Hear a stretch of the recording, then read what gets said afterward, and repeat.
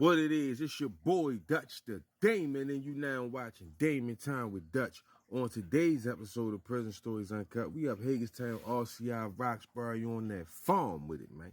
Now, this situation took place over 20 some odd years ago, right?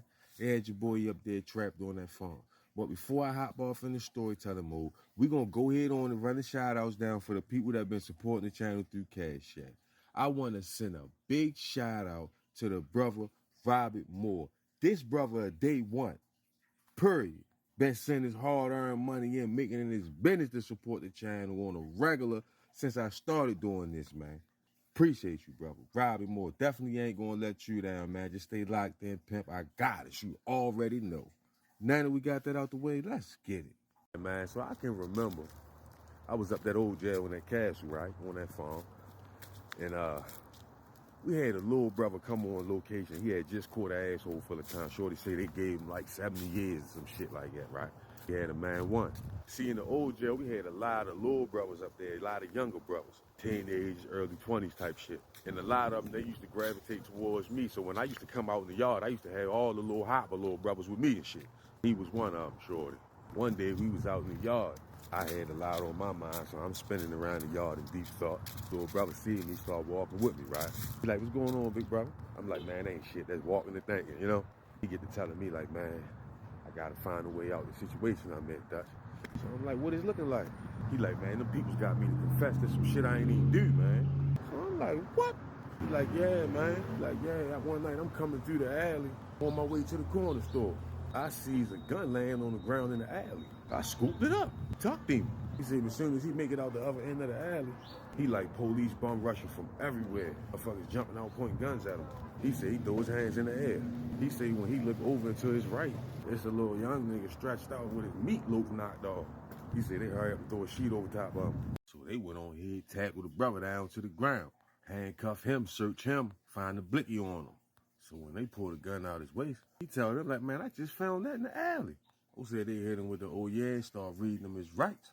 He said the neighborhood outside, everybody watching. Niggas done went and got his mother out there. Cause he was only a block over from his house. She yelling, screaming, carrying on. But she knowing he just went outside to go to the store. She trying to tell the police. But she can't explain why he had that blicky on him. When they get down to precinct, they register fingerprint book him. You wait to see the commissioners. You know, in Baltimore, when you got an M1, you got to see 2 commissioners. He gets a no bail.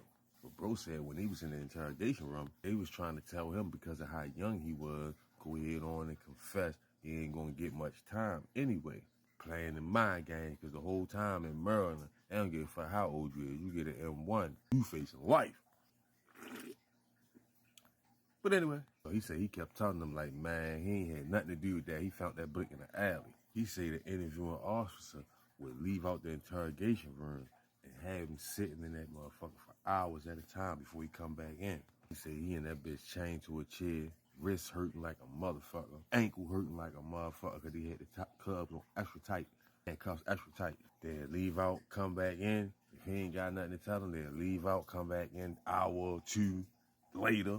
If he want to talk, ain't got nothing to tell him, they leave back, come back 2 hours later. Till the last time when they finally came in there, little bro said he was so tired and fed up from his wrist hurting, he was miserable. He asked them what did they need him to say.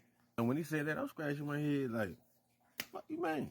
He like, bro, I'm telling you, bro. He was like, yo, I was restless in there, yo, I was going crazy in there. Plus they kept telling me because of my age, I wasn't gonna get much time anyway, right?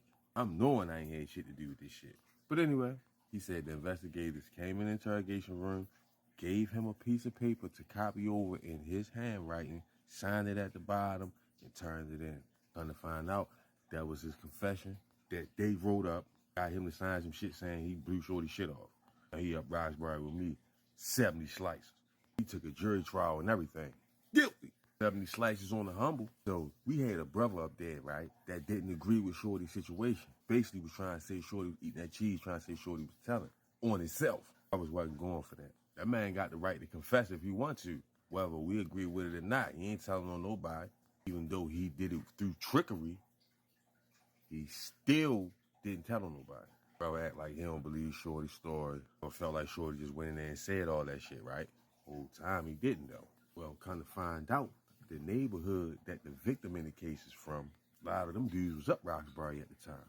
Because he was convicted of the shit, they looking at him like a target.